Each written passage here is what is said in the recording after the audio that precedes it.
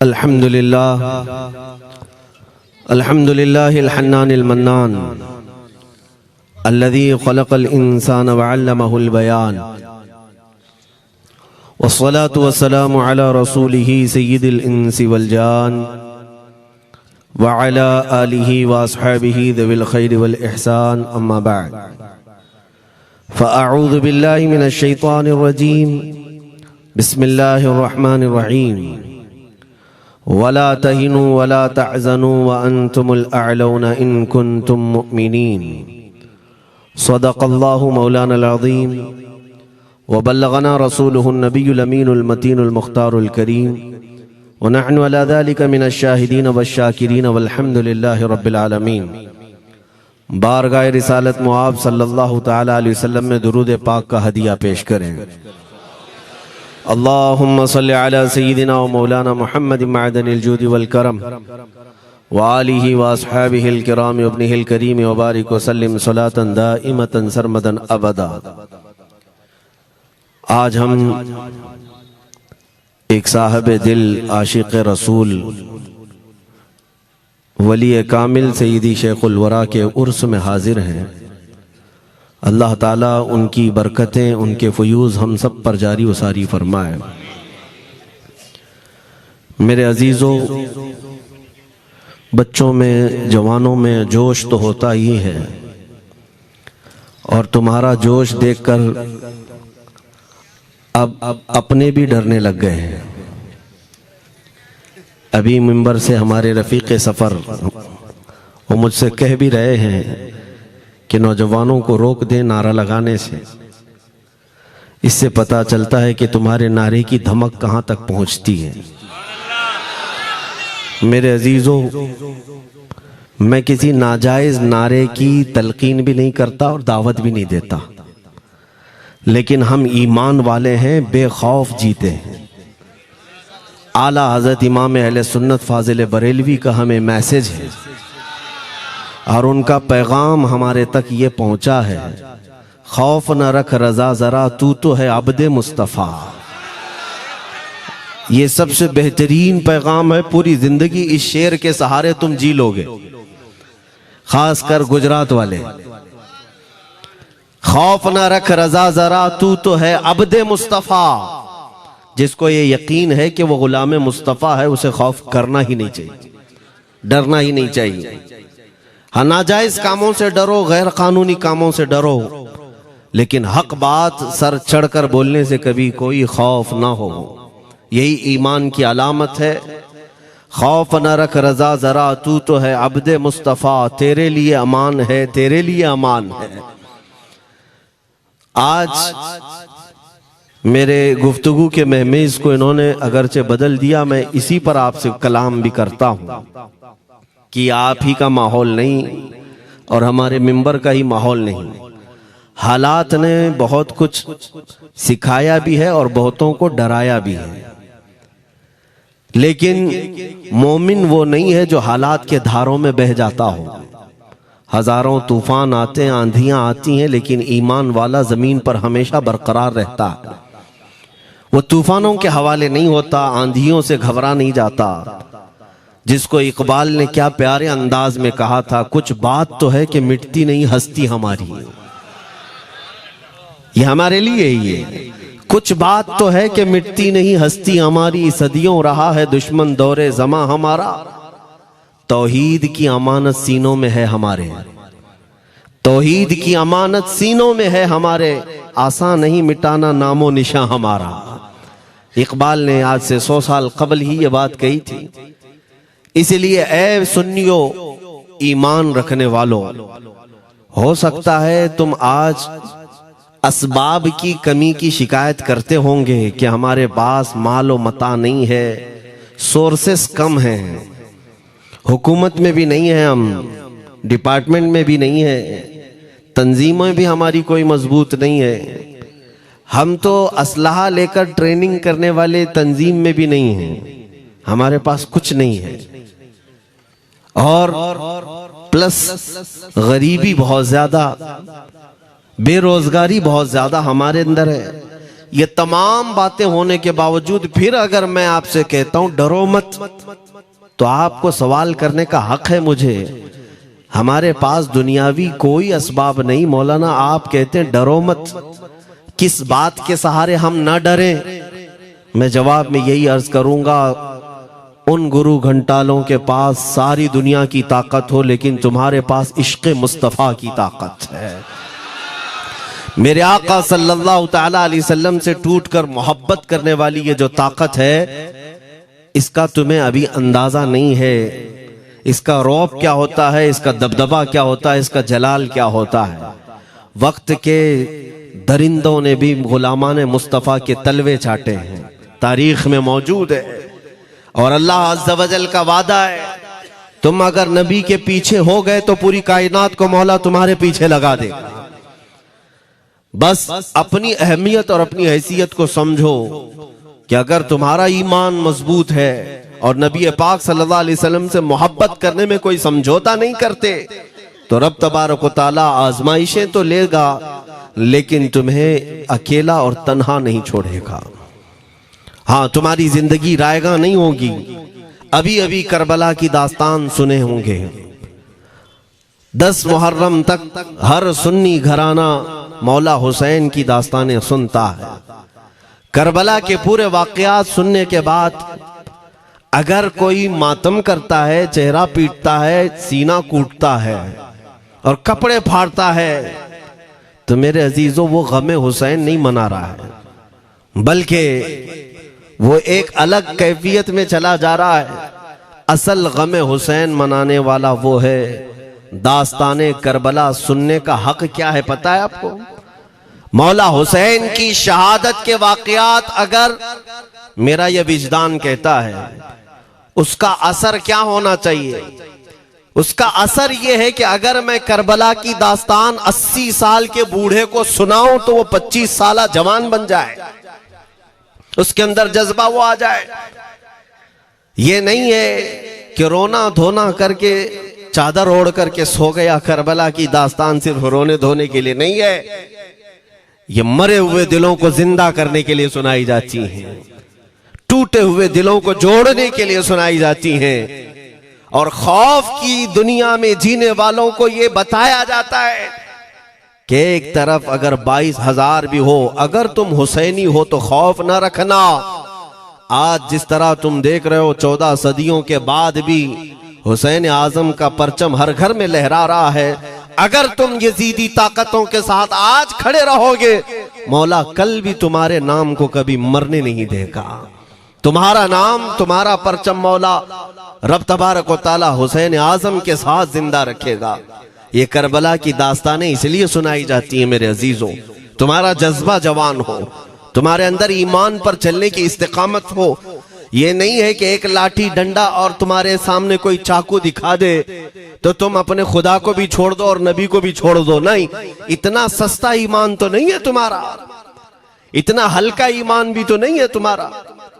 मैं आपको बताऊं, सैयदना इमाम हुसैन शहीद करबला, इमाम आली मकाम सिब्ते रसूल रज़ी अल्लाह तआला अन्हु व अर्ज़ाहु अन्ना, जब मदीने तैयबा में थे और आपको यजीद ने बैत के लिए इसरार किया, और जानते हैं मदीने का गवर्नर वलीद बिन उक़बा इमाम हुसैन को अपने घर में बुलाया और रात के वक्त कहा कि आप यजीद की बैत कर लें, सब ठीक हो जाएगा। आपने एक तारीखी जुमला फरमाया था, आज वो सब मुसलमानों को याद होनी चाहिए। इमाम हुसैन ने ये नहीं कहा मैं हुसैन रसूलुल्लाह का नवासा यजीद की बैत करूंगा फासिक व फाजिर की, ये नहीं कहा आपने। तवज्जो चाहता हूं, आपने ये नहीं फरमाया, बल्कि ये फरमाया मुझ जैसा उस जैसे की बैत कैसे कर सकता है।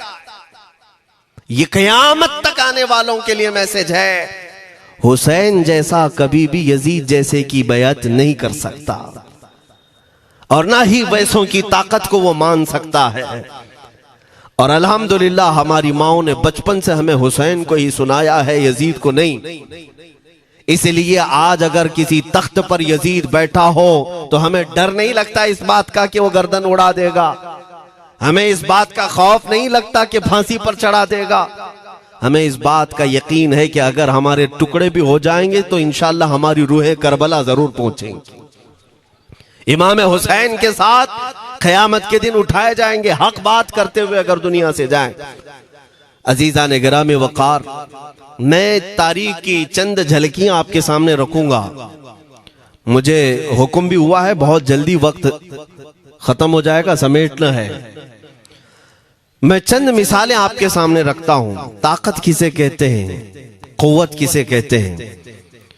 जिम में जाकर बॉडी बनाने वाला ताकतवर है, काजू बादाम खाने वाला ताकतवर है, मुक्के मारने वाला ताकतवर है। कौन है ताकतवर? ताकत किसे कहते हैं?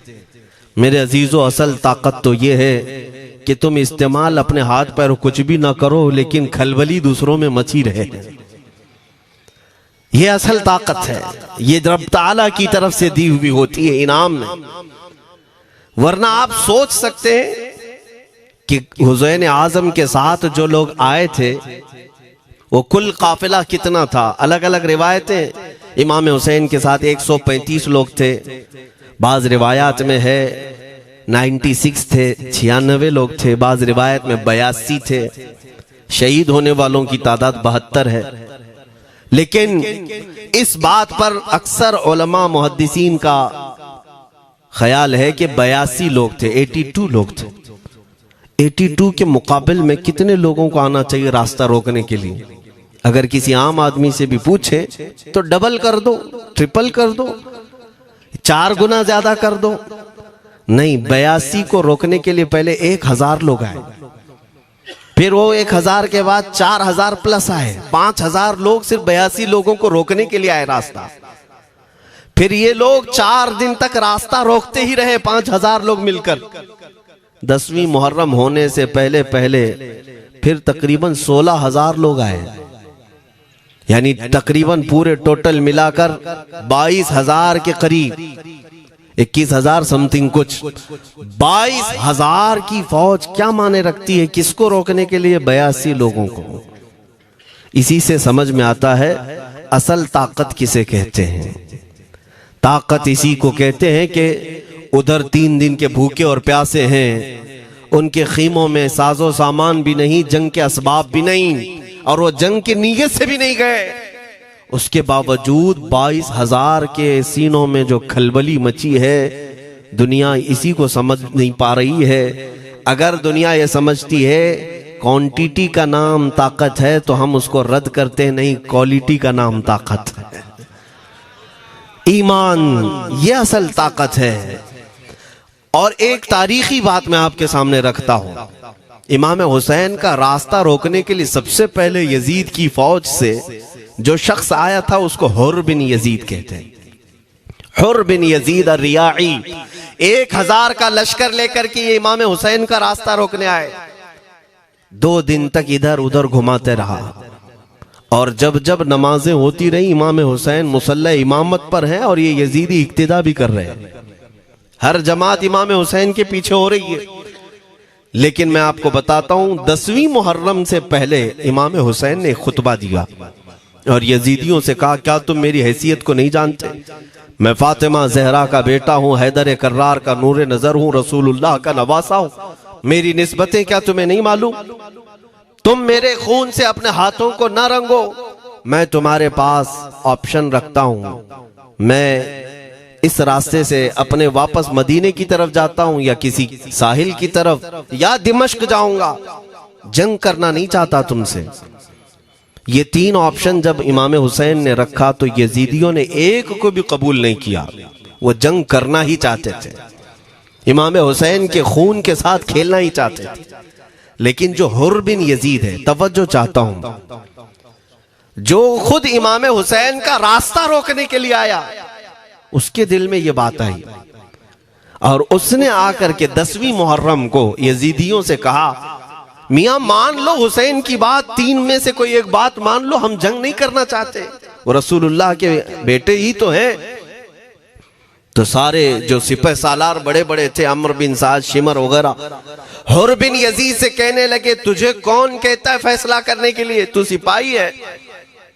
1000 की नफरी तेरे साथ दी गई है, बस अगर तुझे हमारे साथ रहना है तो मैदान में जमा रह, वरना चला जा, तू सुलह की बातें मत कर। हुर बिन यजीद उसी दिन 10वीं मुहर्रम को उन यजीदियों से कहता, अच्छा अगर तुम मेरे इस बात को नहीं मानते तो तुम्हारी सिपह सालारी तुम्हें मुबारक, मैं हुसैन के खीमे में जा रहा हूं।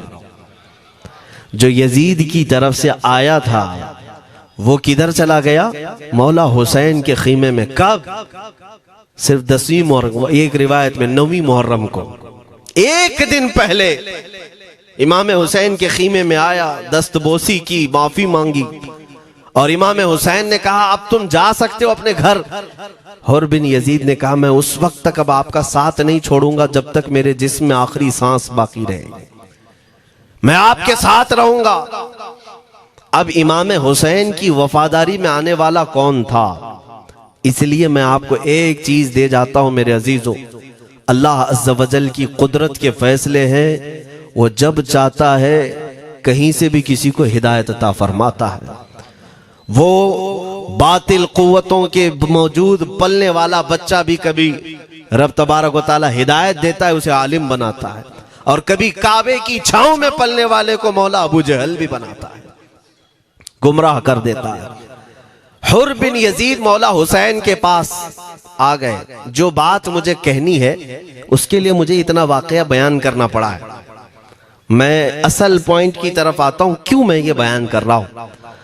जब 10वीं मुहर्रम को जंग शुरू हुई, अम्र बिन साद ने तीर चलाया, तो जानते हैं खीमा हुसैन की तरफ से सबसे पहले मैदान में उतरने वाला यही हुर बिन यजीद ही, यही उतरे अपने घोड़े पर सवार होकर उन्हीं यजीदियों से लड़ने के लिए जिनकी फौज में ये आए थे, उनके मुकाबिल में लड़ने के लिए गए।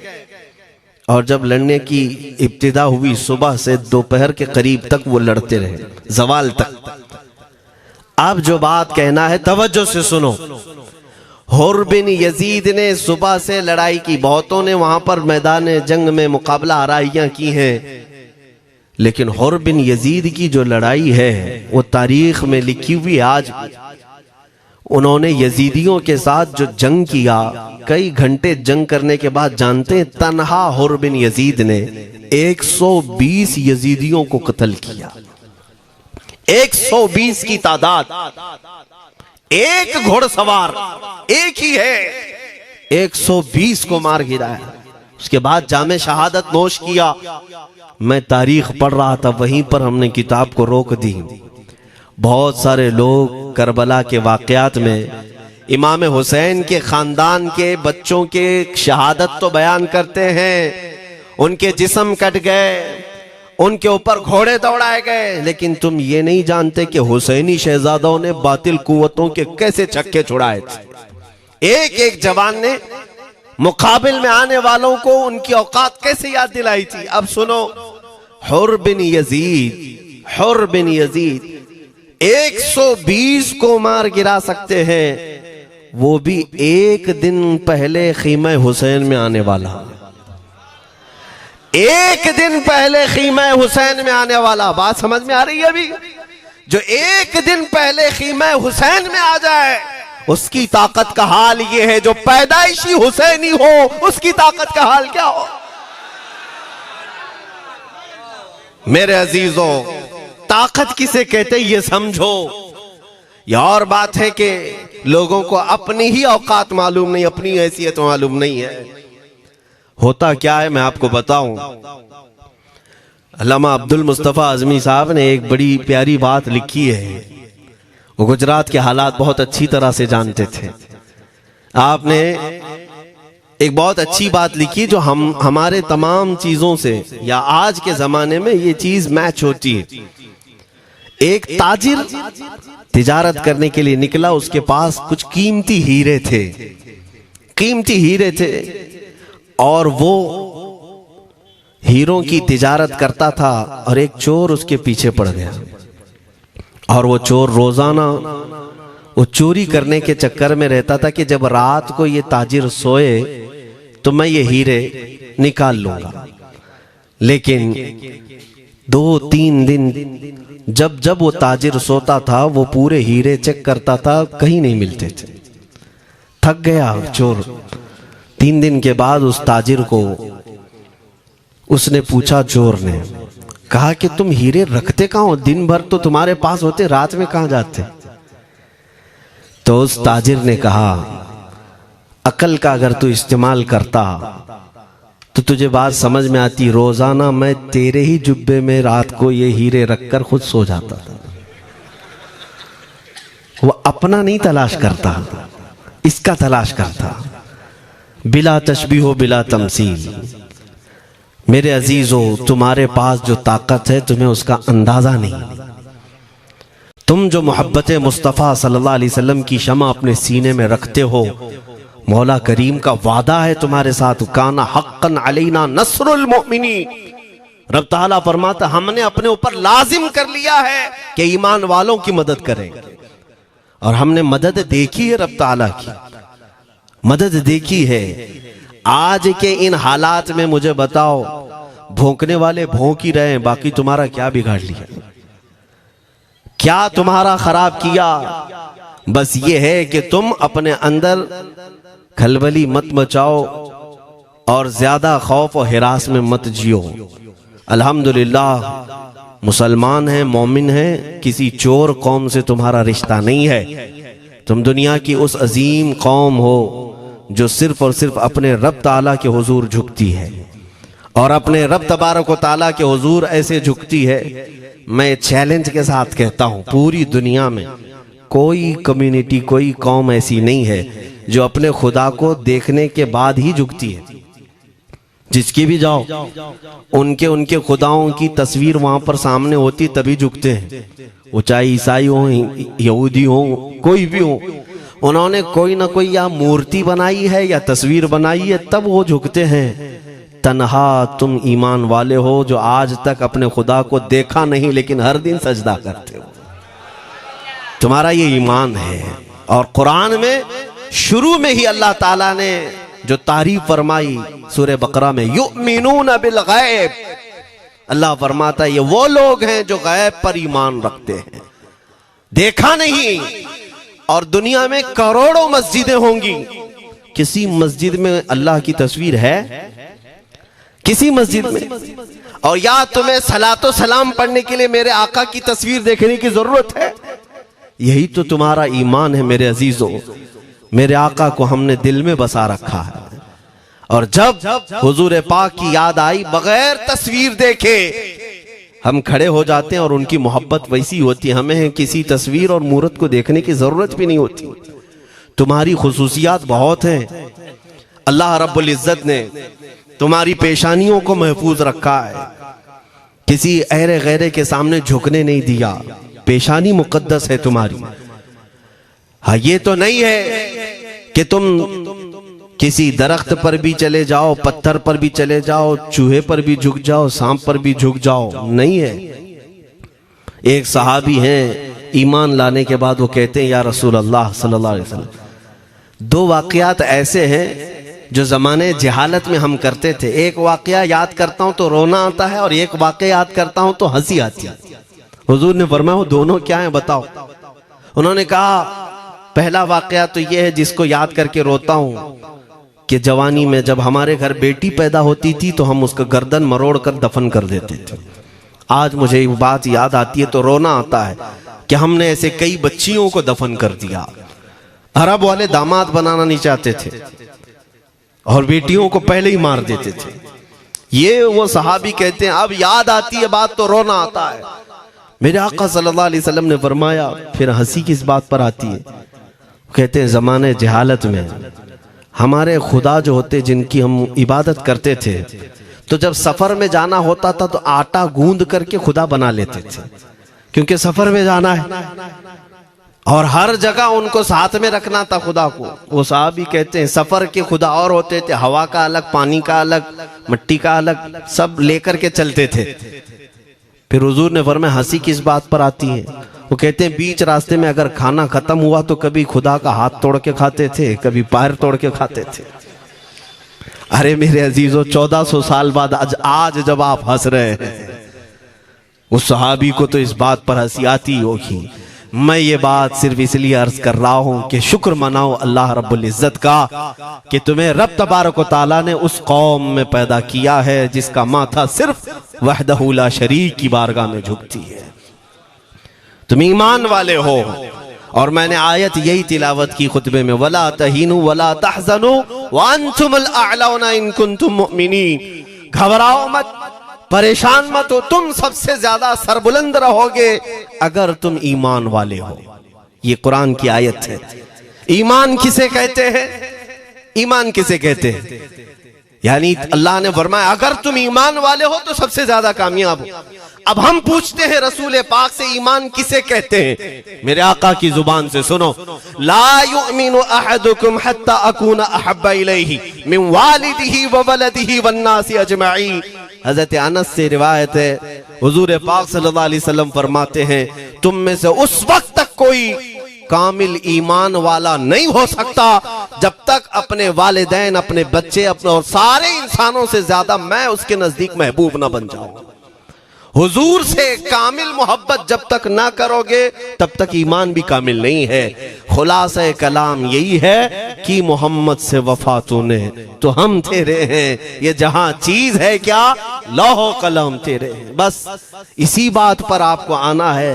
इकबाल भी ये कहता है, मैं जर्मनी गया, यूरोप का सफर किया, वहां की तरक्कियों को देखा और वो लोग बहुत आगे बढ़ रहे थे। मैं इसीलिए सफर किया कि मैं वहां तहकीक करके आऊं, देखूं, अपनी कौम को आकर के मैं बताऊं मुसलमानों को कि किस फील्ड में तुम जाओगे तो कामयाब होंगे। साइंस में, फिजिक्स में, ज्योग्राफी में, केमिस्ट्री में, मैथ्स में, कौन सी फील्ड में तुम जाओगे तो ज्यादा माहिर होगे। कई साल इकबाल ने वहां की खाक छानी, तहकीकात किया और वापस जब आया अपनी कौम की तरफ, अल्लामा इकबाल कहते हैं मैं सारी दुनिया वहां की यूरोप की छान करके आया, यही देखने गया था कि मेरी कौम किस मैदान में उतरे तो कामयाब होगी। तो लोगों ने पूछा क्या वो तुम्हें राज मिल गया? वो कहते हाँ मुझे राज मिल गया। लोगों ने पूछा किस मैदान में उतरे? तो वो इकबाल कहता है मैं तो राज को पहुंचा, अपनी कौम को बताता हूं तुम्हारी तरक्की का राज सिर्फ इतना ही है कि मोहम्मद से वफा तूने, कि मोहम्मद से वफा तूने तो हम तेरे हैं। ये जहां चीज है क्या लौह कलम तेरे हैं। सारी कामयाबी का असल राज मेरे आका से बेइंतहा मोहब्बत है। मैं दीनी शख्सियात की बात अपनी जगह पर, जो जिसको आप दुनियावी उलूम कहते हैं, लाओ मैथ्स का कोई बहुत बड़ा माहिर रियाजीदान या कोई साइंटिस्ट आपको ऐसा लगता हो, लाओ मेरे आला हज़रत इमाम अहमद रजा फाजिल बरेलवी के सामने। जानते हैं आप उस आला हजरत फाजिल बरेलवी ने 55 उलूम पर अपनी तहकीकात लिख दी हैं। बाकी जानते कितने थे वो अल्लाह ही बेहतर जाने।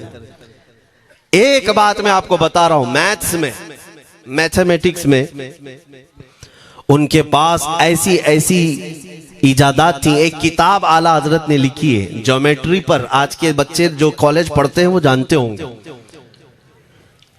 ज्योमेट्री की भी कई उसमें अक़साम लिखी गई हैं और आला हजरत ने एक किताब लिखी है कश्फुल इल्ला अन सिमतिल क़िबला, क़िबला पहचानने का इल्म। तुम तो आज वो कंपास लेकर के पहचानते हो ना, अब तो मोबाइल में आ गया, मोबाइल को घुमाओ, इधर दिखा रहा उधर, उधर दिखा रहा उधर क़िबला। मेरे अजीजों, इस्लाम मशीनों से नहीं चलता है। इसका सेल चला गया तो क्या तुम्हारा इस्लाम चला जाएगा? इसकी बैटरी चली गई तो क्या तुम्हारा दीन चला जाएगा? नहीं, इस्लाम मुकम्मल कवायद और जवाबित के साथ है। सारी मशीनें खत्म भी हो जाए, इस्लाम ने तुम्हें कायदे बनाकर दिखाए हैं, प्रैक्टिकल। ये क़िबला पहचानने का इल्म होता है। शहर का तूलुल बलद, अर्जुल बलद देखना होता है।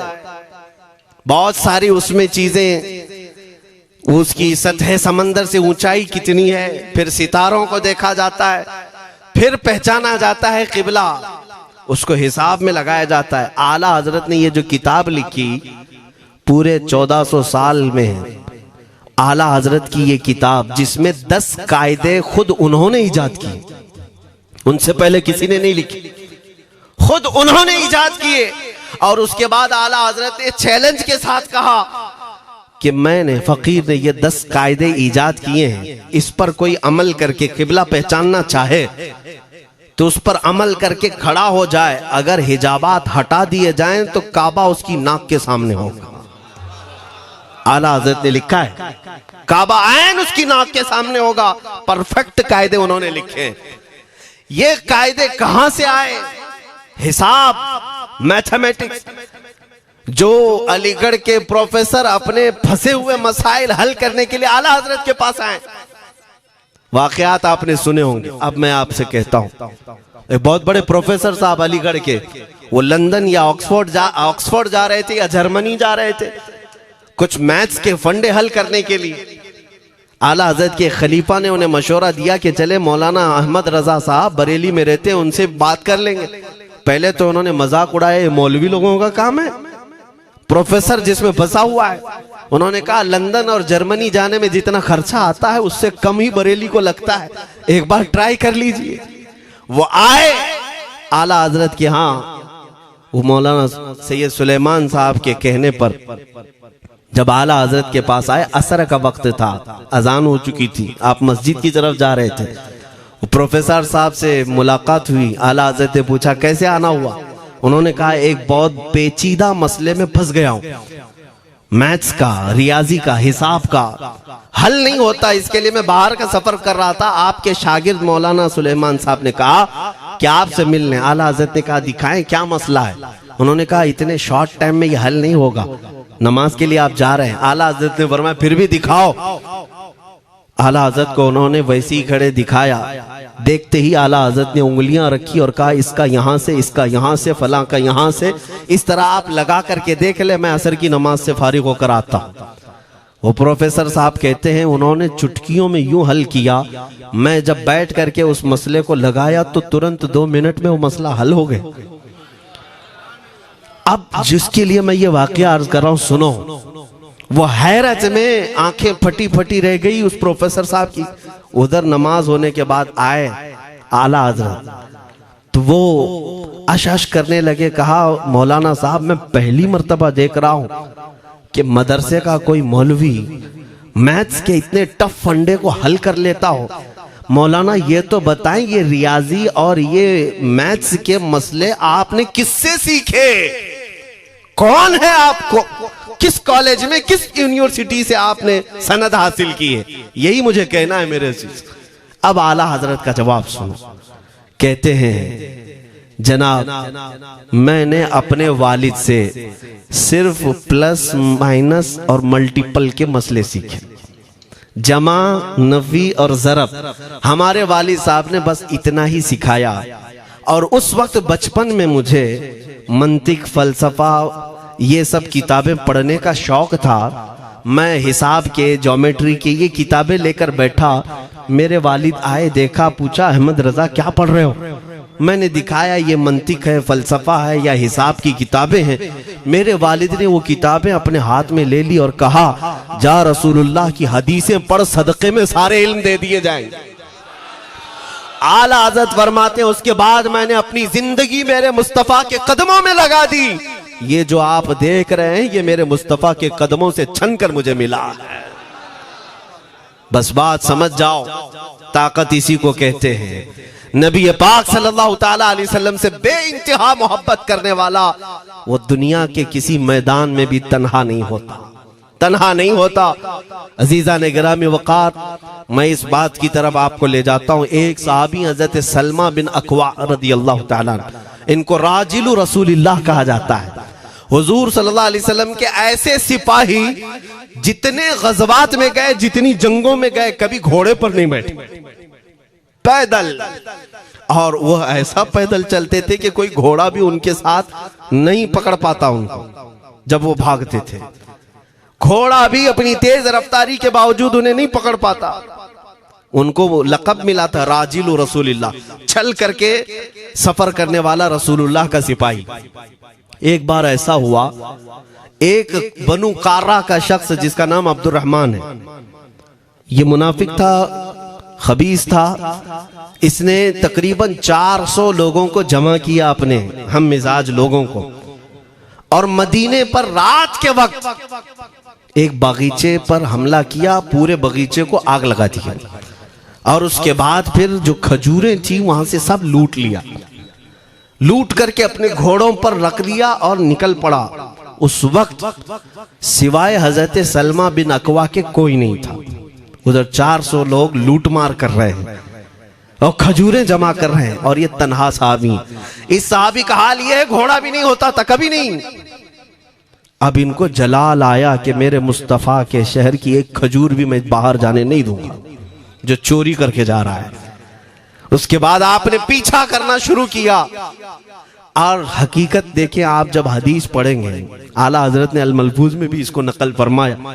जब तक मैं ये हदीस पढ़ रहा था इतनी हंसी भी आती है और उनकी इस बहादुरी पर दिल खिल जाता है और सीना चौड़ा होता है कि वो अकेले किस बात पर भाग रहे थे, उनके पीछे 400 लोगों के पीछे भाग रहे।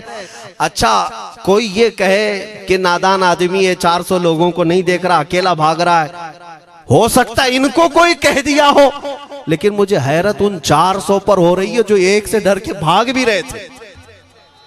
वो भी भाग रहे हैं, एक दौड़ा रहा है और 400 भाग रहे हैं। वह अब्दुर्रहमान कारा का रहने वाला कारी भागा जा रहा है और सबसे कह रहा है सलमा बिन अकवा से अपनी अपनी जान बचा लो। इसीलिए मैं कहता हूं ये बुज़दिल कौमें हैं, मेरे मुस्तफा के गुलामों का मुकाबला करने की सकत नहीं रखती जिसके सीने में इश्क़ मुस्तफा हो। 400 भागते रहे और ये भगाते रहे बहुत दूर तक। जब हज़रत सलमा बिन अकवा भागते थे तो घोड़े भी पीछे पड़ जाते और आप जैसे जैसे कोई घोड़सवार आता उसकी टांग पकड़कर खींचते और उसकी गर्दन पर पैर रखते, फिर आगे निकल पड़ते थे। न जाने कितनों को उन्होंने तन्हा अपने हाथों से गिराया, कोई मुकाबला करने को तैयार नहीं। गिराते भी हैं और उनकी गिरी हुई खजूरें जमा भी करते हैं कि मुझे मदीने वापस ले जाना है। उस सहाबी को मैं पढ़ता हूं, अजीजा ने गिरामी खजूरें जमा करते रहे और उन्हें भगाते रहे। आखिर में वो 10-10 की टुकड़ियों में बदल गए। वो अब्दुर्रहमान कारा का रहने वाला और कहने लगा एक साथ मत भागो, ये अकेले सबको भगा रहा है, 10 इधर जाओ, 10 उधर जाओ, 10 उधर जाओ। जालिमों, पलट कर मेरे मुस्तफा के गुलाम का मुकाबला करके देखते हैं, लेकिन किसी से नहीं हुआ। वो पहाड़ की चोटियों में चले गए। हजरत सलमा बिन अकवा पहाड़ पे भी चढ़ने लग गए। तो अब्दुर्रहमान कारा वो कहता है वहीं से चीख करके, सलमा बिन अकवा तुमको क्या चाहिए, क्यों पीछा कर रहे हो? कहा मैं शहर रसूल की एक खजूर भी जब तक तुम्हारे पास होगी पीछा करता रहूंगा। उसने वहीं से अपने सारे साथियों को पुकार कर कहा सारे लोग खजूरें फेंक दो, अपनी जान बचा लो। सबों ने खजूरें दे दी। हजरत सलमा बिन अकवा पूरी खजूरें जमा की है, कितनों को रौनते हुए वापस आने लगे। जानते हैं एक सहाबी और है हजरत अबू कुतादा, जिनको फारिसु रसूलिल्लाह कहा जाता है। उनका घोड़ा दौड़ता हुआ, उनको दौड़ाता हुआ हजरत अबू कुतादा उस पर हैं और 10 लोग और साथ हैं। वो हजरत सलमा बिन अकवा की मदद के लिए आ गए। जब वो आए तो ये अक्सर को तो गिरा चुके थे, खजूरें ले भी चुके थे। हजरत अबू कुतादा 10 सहाबा के साथ जब आए, हजरत सलमा बिन अकवा की और मदद हो गई। अब ये मदीने आने लगे तो तवज्जो चाहता हूं। हजरत सलमा बिन अकवा ने पूछा मैं तो अकेला दौड़ा रहा था, कोई मुझे न देखा था, न ये वाकई की किसी को खबर थी, तुम यहां तक कैसे आए? तुमको किसने भेजा मेरी मदद के लिए? मुसलमानों याद रखो, मेरे मुस्तफा की वफादारी में जब कोई निकलता है तो कहां से मदद आती है अंदाजा भी नहीं होता। हजरत सलमा बिन अकवा ने उनसे पूछा अबू कुतादा से, तुम आए कैसे? हजरत अबू कुतादा ने जो जवाब दिया वो और ताज्जुब का था। कहा हमने नहीं देखा, हमको मालूम भी नहीं तुम किसके साथ गए हो, हमें ये वाकया भी नहीं मालूम, लेकिन हम अपने खीमे में बैठे थे, हमारा ये घोड़ा दौड़ता हुआ है, ये घोड़ा दौड़ता हुआ आया और दोनों पैर बार बार उठा करके हिनहिनाने लगा। मेरा घोड़ा ऐसा कभी करता नहीं, वो जिहाद में जाने वाला घोड़ा है, फरमाबरदार है। अबू कुतादा ने उसको सहलाया लेकिन फिर भी वो खामोश नहीं हुआ। हजरत अबू कुतादा कहते मैं पहचान लिया, वो अपनी पीठ पर मुझे सवार करना चाहता है। मैं इसकी पीठ पर बैठ गया मेरे साथी भी ताज्जुब में थे, इतनी वक्त गुजर जाने के बाद घोड़े को न भूख लगी है न प्यास लगी है, ये कहां ले जा रहा है? अबू कुतादा कहते हैं ये घोड़ा है जो तुझ तक हम सबको ले आया है। हजरत सलमा बिन अकवा ने कहा, हाँ मुझे याद है जब मैं उन 400 को दौड़ा रहा था तो तुम्हारा घोड़ा मुझे देख रहा था। पता ये चला दुनिया का हर जानवर भी मेरे मुस्तफ़ा का वफादार है। अगर तुम नबी पाक सल्लल्लाहु अलैहि वसल्लम की इज्जत व हुर्मत के लिए उठते हो तो चूंटियां अपने सुराख में तुम्हारे लिए दुआ में मशगूल हो जाती हैं, मछलियां पानी में तुम्हारे लिए दुआएं करती हैं। अजीजा ने गिरामी वकार, आज मैं अपने जुमलों को समेटते हुए ये बात कहता हूँ, धोराजी की सरजमीन मैंने कभी सुना नहीं या कभी आपसे मुलाकात नहीं की, लेकिन इतना बड़ा मजमा हमें जो सुनने के लिए बैठा है, लोग मुसाफे के लिए आए, फूल हार पेश किए, टूट पड़ते हैं मुलाकातों के लिए। मैं अक्सर जलसों में भी और अपने प्रोग्रामों में ये कहता हूँ, मुझे जो आप इज्जत की निगाह से देखते हैं या मिलना चाहते हैं या देखना चाहते हैं या सुनना चाहते हैं, तो वो इसलिए नहीं है कि किसी बाप का, बड़े बाप का बेटा है या किसी सियासी पार्टी का नेता है। आपकी जो मोहब्बत है वो सिर्फ इसलिए है, ये नाज ये अंदाज हमारे नहीं होते, झोली में अगर टुकड़े तुम्हारे नहीं होते या रसूल अल्लाह, जब तक के मदीने से इशारे नहीं होते रोशन मेरी किस्मत के सितारे नहीं होते। जो कुछ भी इज्जत मिली है हमें आज, वो किसी और सलाहियत की वजह से नहीं। साफ मैं बता देता हूं, मैं मुकर्रिर आदमी नहीं, मैं खतीब आदमी नहीं, मैं वो शोलाबार मुकर्रिर नहीं हूं कि जिनकी तकरीरों से लोग बहुत ज्यादा नफा उठाते हो। मैं तो तालिब इल्म आदमी हूं। मेरे आका सल्लल्लाहु ताला अलैहि वसल्लम के लिए इतनी वफा करना जानता हूं कि मैंने यह अहद कर लिया है, मेरे जिस्म में जब तक खून बाकी रहेगा, एक भी सालिम कुत्ता मेरे आका की तरफ उंगली भी उठाए, हम अपनी गर्दन भी निछावर करने को तैयार रहेंगे। मेरे आका सल्लल्लाहु ताला अलैहि वसल्लम के लिए कुर्बानी का जज्बा है, इसलिए मेरे आका ने ये इज्जत अता की है। फिर मुझे ये कहने का हक भी है, जब तक बिके न थे तो कोई पूछता न था, या रसूल अल्लाह तुमने खरीद कर हमें अनमोल कर दिया।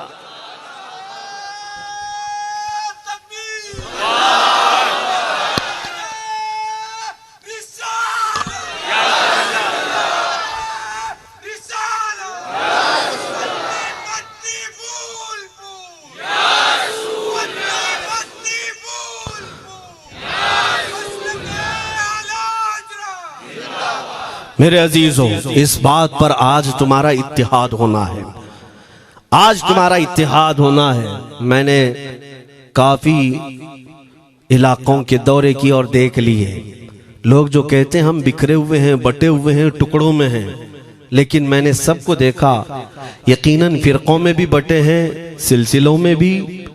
हालांकि सिलसिलों में इख्तिलाफ होना नहीं चाहिए, जो सलासिल हक्का हैं वो सब मदीने तैयबा की नहरें हैं, इख्तिलाफात नहीं, लेकिन उसके बावजूद बटे हुए लोग हैं, एक दूसरे से मुसाफा नहीं करना चाहते, एक दूसरे के पीछे नमाजें नहीं पढ़ना चाहते, जो खाली सुन्नी होकर भी, ईमान वाले होकर के भी।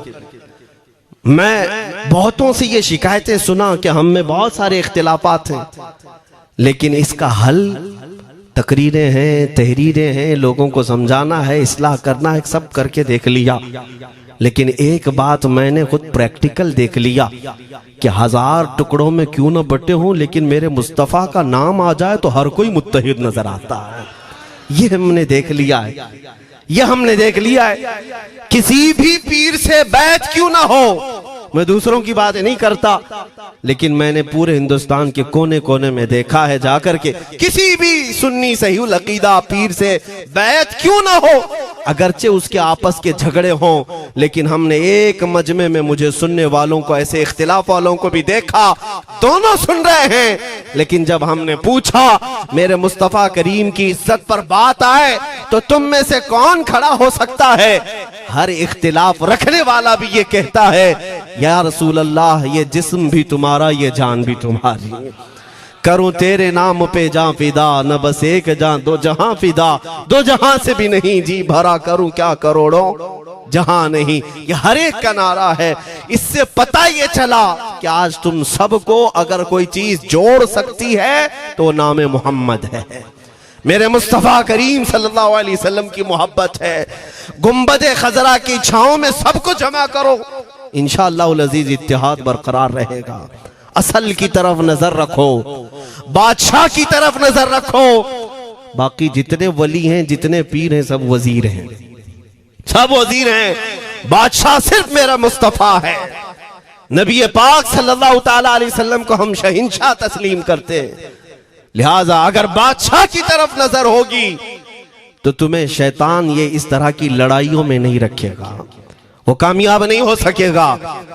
तुम सबका मिशन अगर मेरे मुस्तफ़ा की इज्जत और उनकी नामूस हो जाए, हुजूर अकरम सल्लल्लाहु ताला अलैहि वसल्लम की तरफ हमने देखा है बड़े बड़े इख्तिलाफात खत्म हो जाते हैं। हजरत अबू ज़र ग़िफ़ारी, हजरत बिलाल हबशी, दोनों में झगड़ा हो गया था, तकरार हुई। हजरत अबू ज़र ग़िफ़ारी ने सिर्फ हजरत बिलाल को गुस्से में आकर कहा, काली औरत के बेटे, या इब्न उम्मी सौदा। ये तकरार में हो जाता है। हजरत बिलाल को ये बात लग गई, थे तो काले, लेकिन सहाबी ने कहा था काली औरत के बेटे। हुजूर के पास जाकर अर्ज किया, या रसूल अल्लाह, अबू ज़र ने मुझे आज यूं कहा, अबू ज़र ने मुझे आज यूं कहा, काली औरत के बेटे। मेरे आका सल्लल्लाहु अलैहि वसल्लम को जला लाया, बाहर आए, बुलाया, अबू ज़र कहाँ है? आए। हुजूर पाक ने उनको मुखातिब करके सिर्फ इतना फरमाया, अफीकल जाहिलिया, अभी तक तुम्हारे अंदर पुरानी जाहिलियत बाकी है? 3 बार पूछा और उसके बाद मेरे आका चले गए, कुछ नहीं फरमाया। पुराने जमाने की काफिरों की जाहिलियत अभी बाकी है, जो माँ के नाम से लोगों को गालियां देते या पुकारते थे।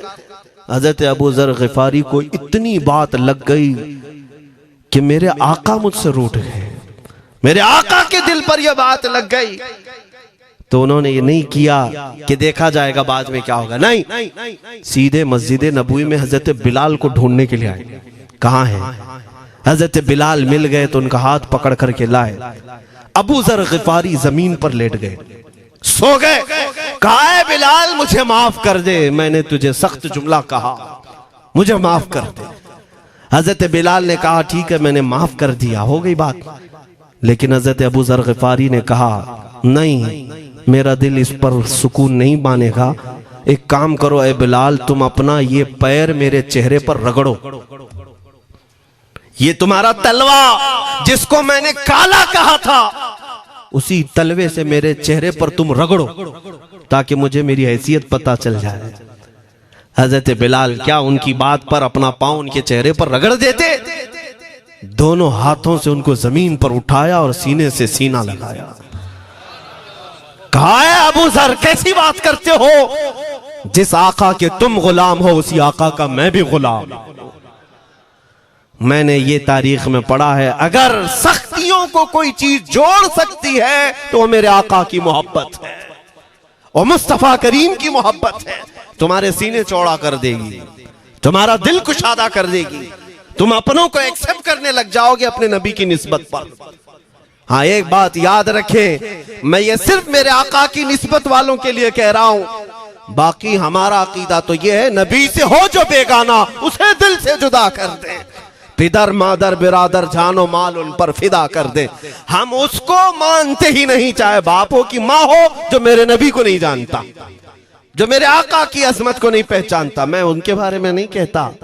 हाँ, हमारे एक उस्ताद बुजुर्ग, उन्होंने फरमाया था कि बेटा, बात करने का लहजा नरम रखना हमेशा। बहुत सारे लोग हमारी तकरीरों को अभी अभी जो सुनते हैं वो कहते हैं बहुत कड़क बोलते हैं, सख्त बोलते हैं। मेरे अजीजों, पिछले 15 साल से करते हैं हम तकरीरें, अखलाकियात पर, तसव्वुफ पर बहुत सारे नरम अंदाज में गुफ्तगू करने के हम आदी थे। वो सब नहीं देखते, लेकिन जहां हम थोड़ा सा चीखते हैं या गरज के साथ बोलते हैं, वो बहुत जल्दी किसी को लगती है और कहते हैं आप बहुत कड़क लहजे में कहते हो। 90% हमने नरम लहजे में बात किया है, लोगों को अखलाकियात सिखाया है। चोरी, जिना, डकैती, सूद, शराब, इन सब की मजम्मत पर बयानात हमने रिकॉर्ड किए। वो सब नजर नहीं आता, लेकिन सख्त जुमले बहुत जल्दी नजर आते हैं। लेकिन ये मैं क्यों करता हूं वो भी आपको बता दूं। हमारे एक बुजुर्ग उस्ताद ने फरमाया, कहा कि बेटा, नरम गुफ्तगू करने की आदत रखना, इसलिए कि मेरे आका सल्लल्लाहु अलैहि वसल्लम की सुन्नत है नरमी से कलाम करना, लेकिन एक बात याद रखना, जिंदगी भर नरमी से बात करो, लेकिन मुस्तफा करीम सल्लल्लाहु अलैहि वसल्लम की एहानत या दुश्मनी किसी में देखो तो फिर न तुम्हारी जुबान मीठी होनी चाहिए, न दिल नरम होना चाहिए, न दिमाग ठंडा होना चाहिए। हाँ, ये ईमान का तकाजा है। हम जो सख्त बात करते हैं लोगों को ऐसा लगता है कि इतना कड़क नहीं बोलना चाहिए। तुम्हें पता भी नहीं हजरत उमर फारूक कितना बोलते थे। हाँ, उमैर बिन वहब एक शख्स था जो हुजूर के कत्ल का इरादा करके आया था मक्का से। सफवान नाम का एक और शख्स, उमैर नाम के दो लोग हतीम काबा में बैठकर मीटिंग करके आए, क्योंकि सफवान का बाप जंग बदर में मारा गया था, उमैर का बेटा जंग में कैदी होकर हुजूर के पास कैद था। दोनों का प्रॉब्लम सेम था। दोनों लोग हतीम काबा में बैठ करके फैसला करते हैं। सफवान ने कहा मैं तुझे बहुत पैसे दूंगा, एक तलवार को जहर में बुझा कर जाओ मदीने और मोहम्मद का कत्ल करके आओ सल्लल्लाहु अलैहि वसल्लम। उमैर बिन वहब तलवार छुपा करके मदीने आया, लेकिन जिस वक्त वो आया हजरत उमर फारूक चंद सहाबा के साथ मस्जिद नबवी के बाहर खड़े थे। देखते ही उसकी गर्दन में जो है ये गमछा डाला, रुमाल, और कहा खुजू हादल कल, पकड़ो इस कुत्ते को। ये हजरत उमर की जुबान से निकलेंगे, कहते हैं पकड़ो इस कुत्ते को। यही वो है जो बद्र के अंदर मैदान बद्र में मक्का वालों को भड़का रहा था जंग पर हुजूर के खिलाफ। यहाँ मदीने में आया है, पकड़ो इसको। हजरत उमर बाहर ही सब कर देते, लेकिन कहा कि मैं हुजूर से पूछ के आता हूँ इसका करना क्या है। मेरे आका के पास गए, कहा या रसूल अल्लाह शैतान कुरैश आया है, कुरैश का शैतान आया है उमैर बिन वहब, और मुझे लगता है वो बुरी नीयत से आया है। हजरत उमर पहले ही भांप रहे हैं, मुझे लगता है वो बुरी नीयत से आया है, क्या करना है आप हुक्म फरमाए। मेरे आका ने फरमाया उमर उसको अंदर ले आओ। उमैर बिन वहब को वैसी गर्दन में वो गमछा डाल के घुमा के अंदर ले आए मस्जिद नबवी में। हुजूर ने पूछा, हजरत उमर से कहा छोड़ दो। जब अंदर आया तो पूछा हुजूर ने क्यों आए उमैर। अब वो झूठ बोलने लगा, कहा मेरा बेटा आपके पास कैदी है, खैर खैरियत पूछने के लिए आया और क्या है। मेरे आका ने फरमाया सच सच बताओ क्यों आए हो। उसने फिर कहा मैं अपने बेटे की खैरियत मालूम करने आया हूं, और क्यों आया हूं। हुजूर ने फरमाया खैरियत मालूम करने आए तो तलवार लेके क्यों आए हो। उसने तलवार दिखाने के लिए फेंक दिया, कहा इस तलवार का क्या होना है। तलवार तो हमारे पास बद्र में भी थी, लेकिन पता आप ही के साथ थी। बड़ी बड़ी बातें करने लगा। मेरे आका को जलाल आया और कहा उमैर वो बात क्यों नहीं बोलते जो तुम सफवान के साथ काबा के हतीम में बैठकर करके आए हो। मदीने में बैठा रसूल खाने काबा में होने वाली गुफ्तगू को सुन रहा है। दूरो नजदीक के सुनने वाले वो काने लाले करामत पे लाखों सलाम। ये हदीस मौजूद है, सही हदीस है। इसी हदीस के तर्जुमानी करते हुए हम तो ये अकीदा रख ही सकते हैं ना, हम यहाँ से पुकारें वो वहां से सुने, मुस्तफा की समाअत पे। हाँ, ये अकीदा बरेली वाले का जो है वो अपने पेट का अकीदा नहीं, ये सहाबा का अकीदा है। मेरे अजीजों, जब मेरे आका ने फरमाया वो बात बताओ जो हतीम काबा में करके आए हो, अब थर थर थर कांपने लग गया। इससे इस रसूल से क्या छुपाएं जो हतीम काबा में तन्हाई में होने वाली मीटिंग को भी जानता हो। कहा अब मैं क्या बताऊं जब आपको सब मालूम है। अब मैं जो कहना चाहता हूं वो ये है, अशहदु अन्नका मुहम्मदन रसूलुल्लाह, मैं गवाही देता हूं कि आप मोहम्मद अल्लाह के रसूल हैं सल्लल्लाहु। ईमान ले आए। अब सुनिए मेरे अजीजों, ईमान लाने के बाद हुजूर पाक सल्लल्लाहु अलैहि वसल्लम ने तलकीन फरमाई कि अब इस्लाम पर कायम रहो, ईमान पर बरकरार रहो। कत्ल करने के लिए आया, मेरे मुस्तफ़ा का गुलाम बन गए। अब उसके बाद हजरत उमर क्या कहते हैं, हजरत उमर जो गमछा गले में डाल के अंदर लाए थे, अब गले में हाथ डालकर बाहर ले जाते हैं। और बाहर जो साथी खड़े थे उन सबको मुखातिब करके कहते हैं लोगों सुनो। हजरत उमर के अल्फाज सुने, कहते हैं थोड़ी देर पहले ये जो शख्स तुम देख रहे हो, मुझे खिंजीर इससे अच्छा लगता था। अल्लाह, ये लफ्ज भी है, वल्लाही इन्नी लअहब्बु खिंजीरन मिन हाज़ा। कहते हैं कि इससे बेहतर मैं खिंजीर को समझता था, क्योंकि ये दुश्मन रसूल था। लेकिन अब सुनो ऐ लोगों, अब मेरे सगे बेटे से ज्यादा मुझको ये अजीज है, इसलिए कि मेरे आका का गुलाम। यही ईमान है, यही ईमान है। अजीजान गिरामी, खुलासा कलाम मेरी बात का यही है, मोहम्मद की मोहब्बत दीन हक की शर्त अव्वल है। इसी में हो अगर खामी तो सब कुछ नामुकम्मल है। इकबाल ने क्या खूब कहा था, अगर पहचानना हो तो मेरे अजीज़ों पहचानो, तुम मेरे आका सल्लल्लाहु अलैहि वसल्लम के कदमों तक अगर पहुंच गए तो यही दीन है। बमुस्तफ़ा बरसा खैश के दी हमाउस, गर्ब उन रसीदी तमाम बुल हबीस। अपने आप को हुजूर तक पहुंचा दो, इसी का नाम दीन है। और अगर वहां तक नहीं पहुंच सके, जिंदगी पूरी अबू लहब की तरह है। हो ना ये फूल तो बुलबुल का तरन्नुम भी ना हो, चमने दहर में कलियों का तबस्सुम भी ना हो ना ये साकी तो मैं भी ना हो, खुम भी ना हो, बस में तौहीद दुनिया में ना हो, तुम भी ना हो। या रसूल अल्लाह, खीमा अफलाक का इस्तादा उसी नाम से है, नबज़ हस्ती तपश आमादा उसी नाम से है। दश्त में दामने कोहसार में मैदान में है, बहर में मौज की आगोश में तूफान में है, चीन के शहर मराकश के बयाबान में है, और पोशीदा हर मुसलमान के ईमान में है। वो मेरे आका की जात ही है, हर जगह है, और उसी की तरफ हमें सबको मुतवज्जह होने की आज जरूरत है। ताकत किसका नाम है? मैंने शुरू इसी बात से किया था, इसी पर खत्म करता हूं। ताकत और कुव्वत सिर्फ बॉडी बनाने को नहीं कहते, ताकत और कुव्वत सिर्फ और सिर्फ काजू बादाम खाने को नहीं कहते। ताकत और कुव्वत उसके अंदर है जो देखने को अगरचे कमजोर लगता हो, लेकिन दुश्मनों के सीने उसकी याद से ही आज भी खलबली मच जाती हो। हमने देखा है 100 साल पहले की बात, आला हज़रत इमाम अहले सुन्नत फाजिल बरेलवी इमाम अहमद रजा खां, नाम तो हर बच्चा जानता है आज, और अपनों से ज्यादा गैर भी जानते हैं और थरथराते भी हैं। लेकिन क्या कभी तुमने आला हजरत की सीरत में यह पढ़ा कि उनका जिस्म कैसा था? उनका जिस्म कैसा था? बहुत लहीम शहीम, चौड़े सीने वाले, बड़े बाल वाले, ऊंचे चेहरे वाले? नहीं मेरे अजीजों, तारीख में आप पढ़ोगे आला हजरत कसरत से लिखने की वजह से, कसरत से इबादत की वजह से जिस्मानी एतबार से बड़े दुबले पतले थे, बड़े दुबले पतले थे।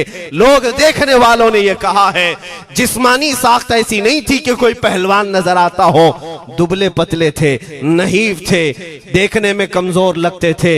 लेकिन मजाल है जब वो आशिक रसूल का कलम चलता था, कलम चलता था, और वो भी यूं पुकार कर कहता था ये रजा के नेज़े की मार है, कि आदू के सीने में गार है, किसे चारा जोई का वार है, कि ये वार वार से पार है। और फिर उन काफिरों को कहा था उस इमाम अहले सुन्नत ने, किल के रजा है खंजरे खूंखार बरकबार। ये कोई दावा नहीं कर सकता आज। किल्क किसको कहते हैं समझा भी देता हूं मैं आपको। किल्क रजा, आला हज़रत अपने कलम को कह रहे हैं, किल्क मतलब कलम, रजा का कलम कैसा है? खंजरे खूनखार बरकबार, यानी खून पीने वाला खंजर और चमक पैदा करने वाली जो बिजली होती है। आला हज़रत बड़े नरम दिल भी थे, रहम दिल भी थे, अपनों को जब नवाजते थे तो बेहिसाब नवाजते थे। आजिजी ऐसी कि बच्चों से भी माफी मांगते, आजिजी ऐसी, और अपने पीर खाने पर जाने की बात आए तो चप्पलें कितनी दूर छोड़ जाए। गुरूर और घमंड की बात नहीं, लेकिन जब मेरे मुस्तफा के दुश्मनों से मुकाबले की बात आती तो यूं कहते, तुम क्या समझते हो? किल के रजा है खंजरे खूंखार बरकबार, आदा से कह दो खैर मनाए न शर करे।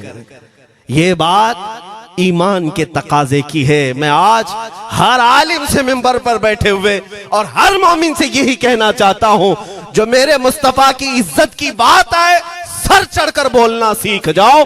मेरे आका ने फरमाया है, जालिम और जाबिर बादशाह के सामने हक बात का ऐलान करना सबसे अफजल जिहाद है।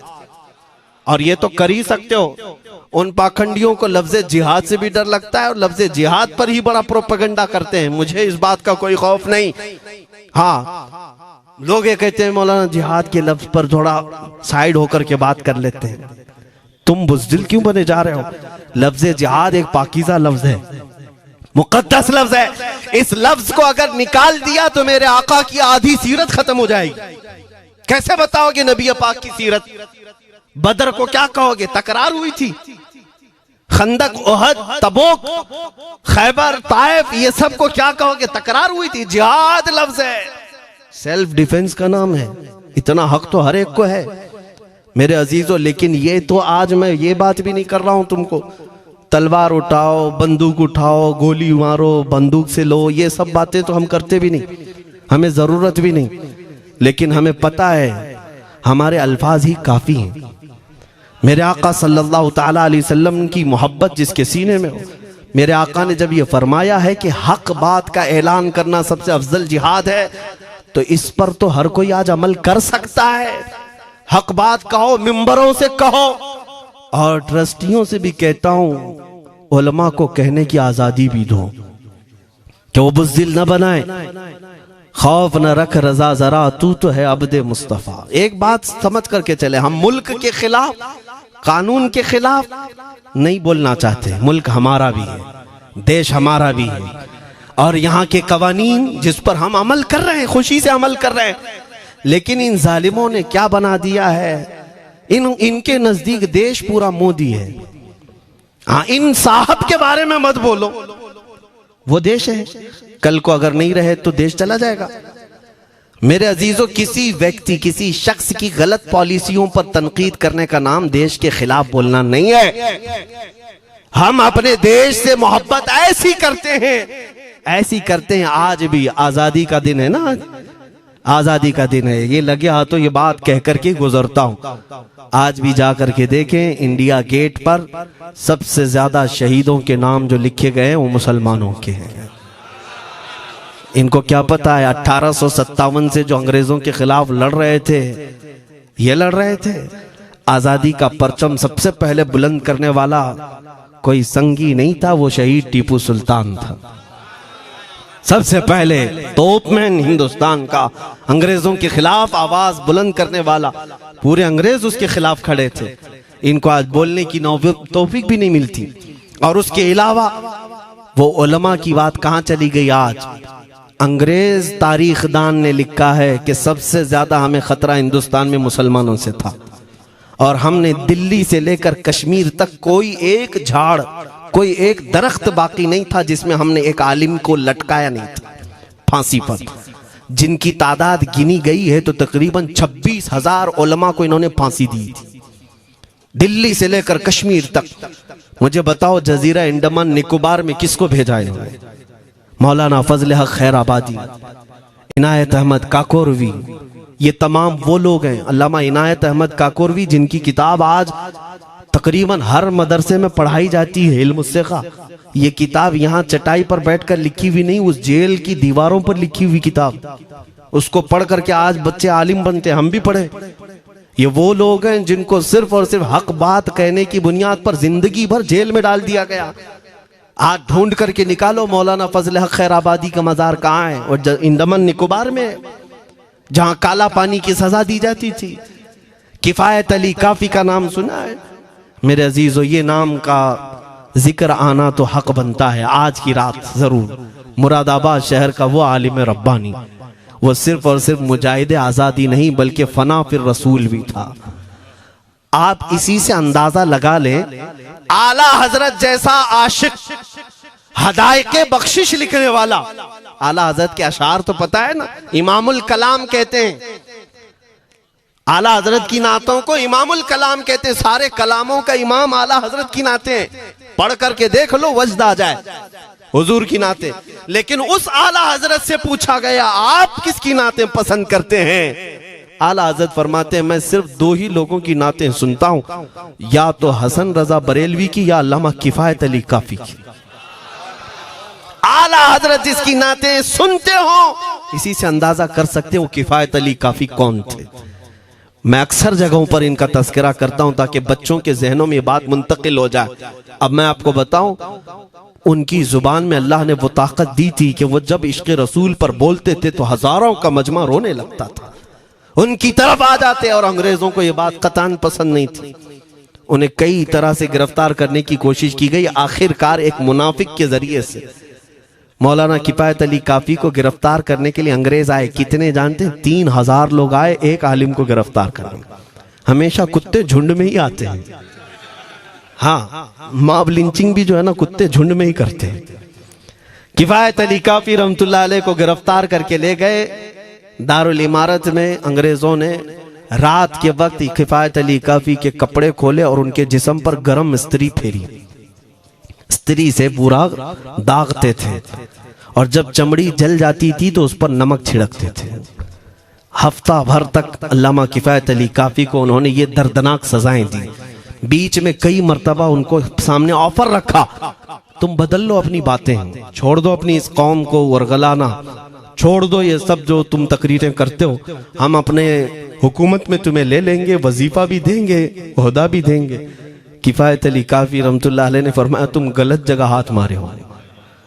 हाँ, ये वो जगह नहीं है जहां से 500 पाउंड लेकर के कौवा भी हलाल कर दिया जाए, हर चीज जो है तुम्हारे हिसाब की बना दी जाए, ये वो जगह नहीं है। किफायत अली काफी रहमतुल्लाह अलैह ने कहा, मेरा दीन इतना सस्ता नहीं है, इतना सस्ता नहीं है।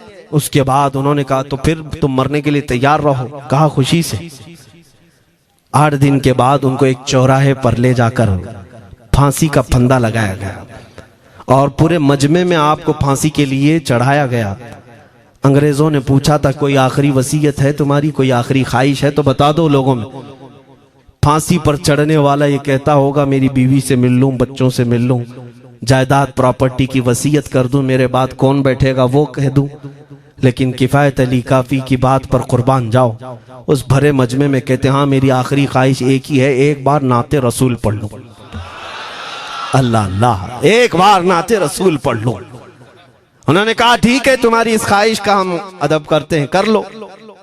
किफायत अली काफी रहमतुल्लाह अलैह फांसी के फंदे पर चढ़ने से पहले क्या मगन होकर के गुनगुना रहे थे, यूं कह रहे थे, कोई गुल बाकी रहेगा न चमन रह जाएगा, पर रसूलुल्लाह का दीने हसन रह जाएगा। अतलसो कम ख्वाब की पोशाक पे नाजा न हो, इस तनेबे जान पर खाकी कफन रह जाएगा। सब फना हो जाएंगे हश्र तक काफी वो, लेकिन नाम हजरत का जुबानों पर सुखन रह जाएगा। ये नाते पाक गुनगुनाते हुए चढ़ गए फांसी के फंदे पर। लोगों ने देखा फांसी तो लगी लेकिन लबों पर उसी तरह की मुस्कुराहट थी।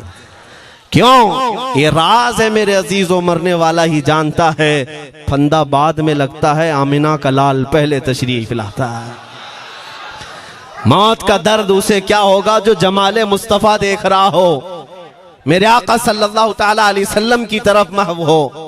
अब सुनो, मैं ये बात क्यों कह रहा हूं, तुम इन बातों से घबराना नहीं, इन बातों से डरना नहीं कि कल को अगर आपके मिंबर पर बैठकर खिताब करने वाला ये आपका गुलाम मर जाता है, कट जाता है, कोई मुझे मार देता है, तो इस बात का यकीन रख लेना, दीन रुकेगा नहीं। और मेरे आका सल्लल्लाहु अलैहि वसल्लम के नामूस और उनकी इज्जत में कोई कमी आने वाली नहीं।